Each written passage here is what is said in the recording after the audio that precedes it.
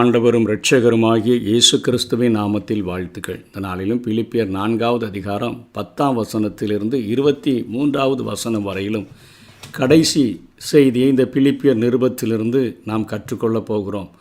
அவர்களுடைய உதவிகளுக்கு நன்றி செலுத்தியும் முடிவான வாழ்த்துதலை சொல்லியும் பவுல் இங்கே முடிக்கிறதை பார்க்கிறோம். என்னை விசாரிப்பதற்கு நீங்கள் இப்பொழுது மறுபடியும் மனமலர்ந்தபடியினாலே கர்த்தருக்குள் மிகவும் சந்தோஷப்பட்டேன். இப்படி செய்ய எண்ணம் கொண்டிருந்தீர்கள், சமயம் மாத்திரம் உங்களுக்கு நேரிடவில்லை. என் குறைச்சலினால் நான் இப்படி சொல்லுகிறதில்லை. ஏனெனில் நான் எந்த நிலைமையில் இருந்தாலும் மனரம்யமாய் இருக்க கற்றுக்கொண்டேன். தாழ்ந்திருக்கவும் எனக்கு தெரியும், வாழ்ந்திருக்கவும் எனக்கு தெரியும். எவ்விடத்திலும் எல்லாவற்றிலும் திருப்தியாய் இருக்கவும் பட்டினியாய் இருக்கவும் பரிபூரணம் அடையவும் குறைவுபடவும் போதிக்கப்பட்டேன். என்னை பலப்படுத்துகிற கிறிஸ்துவினாலே எல்லாவற்றையும் செய்ய எனக்கு பலனுண்டு. ஆகிலும் நீங்கள் என் உபத்திரவத்தில் என்னோடு கூட உடன்பட்டது நலமாயிருக்கிறது. மேலும் பிலிப்பியரே, சுவிசேஷத்தின் ஆரம்பத்தில் நான் மக்கதோனியாவில் இருந்து புறப்பட்ட போது கொடுக்கல் வாங்கல் காரியத்தில் நீங்கள் மாத்திரம் எனக்கு உடன்பட்டதே அல்லாமல் வேறொரு சபையும் உடன்படவில்லை என்று நீங்கள் அறிந்திருக்கிறீர்கள். நான் தெசலோனிக்கேயாவில் இருந்தபோதும் என் குறைச்சலை நீக்கும்படி நீங்கள் 2 தரம் அனுப்பினீர்கள். உபகாரத்தை நான் நாடாமல் உங்கள் கணக்கு பலன் பெருகும்படியே நாடுகிறேன் என்று எழுதுகிறார். நீங்கள் மீண்டும் மீண்டும் அனுப்பினீர்கள். பிலிப்பியரின் திருச்சபை நற்செய்தி பணியில் மிகவும் ஆர்வமுள்ள ஒரு திருச்சபையாக இருந்தது. அது பவுலின் நற்செய்தி பயணங்களின் போது பவுலுக்கு தேவையான பண உதவிகளை அனுப்பினதை நாம் இங்கே 15வது வசனத்திலிருந்து 17வது வசனம் வரையிலும் நாம் பார்க்கிறோம். 1வது அதிகாரத்தில் 4-5 வசனங்களிலே பார்க்க முடியும். நற்செய்தி பணிக்கு செய்யும் உதவியை தேவன் கனப்படுத்தி ஏற்றுக்கொள்ளுகிறார். சுகந்த வாசனையான தேவனுக்கு பிரியமான உகந்த பலியாக இந்த உதவி இருக்கிறதென்று 18வது வசனத்திலே பவுல் எழுதுகிறார். எல்லாம் எனக்கு கிடைத்தது, பரிபூரணமும் உண்டாயிருக்கிறது.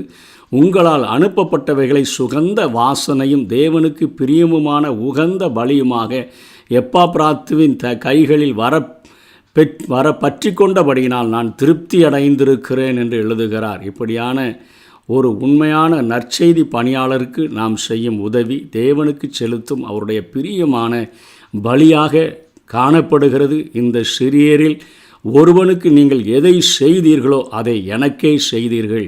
அதை ஆண்டவர் தமக்கு செய்யப்பட்டதாக அவர் ஏற்றுக்கொள்கிறார் என்பதை மத்தேயு 25வது அதிகாரம் 40வது வசனத்திலே பார்க்கிறோம்.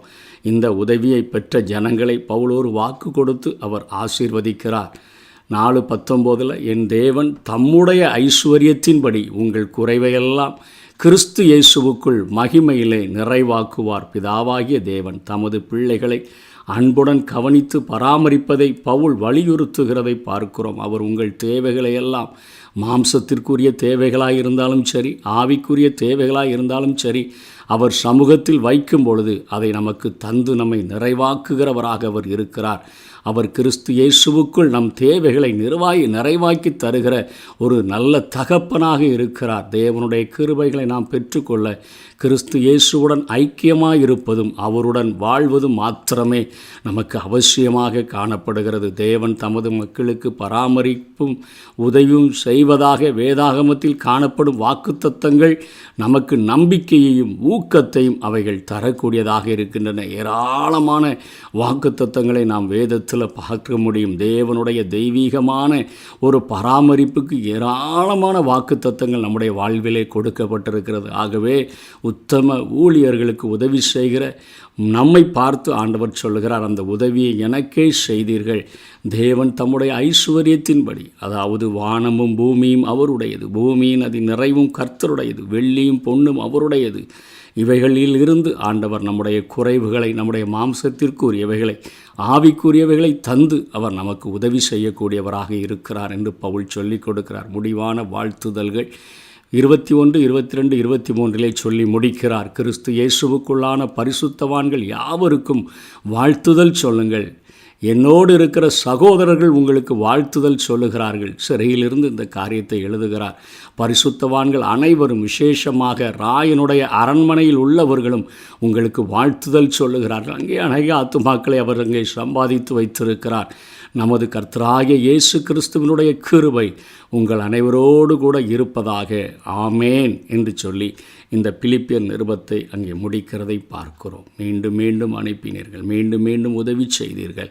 நிச்சயமாக ஆண்டவர் உங்களுடைய மாம்சத்திற்குரிய தேவைகளையும் ஆவிக்குரிய தேவைகளையும் தந்து உங்களுக்கு உதவி செய்வார் என்று சொல்லி உண்மையான ஊழியத்திற்கும் உண்மையான ஊழியர்களுக்கும் அவர்களுடைய தேவைகளுக்காக கணக்கு தேவைகளுக்காக உதவி செய்கிறவர்களை ஆண்டவர் ஒருபொழுதும் மறந்து விடுகிறவர் அல்ல. ஒரு உதவி செய்கிற ஒரு ஆண்டவர் என்பதை புரிந்து கொண்டு நாமும் நம்மால் இயன்ற உதவிகளை செய்வோம். கர்த்தர் தாமே நம்மை ஆசீர்வதிப்பாராக.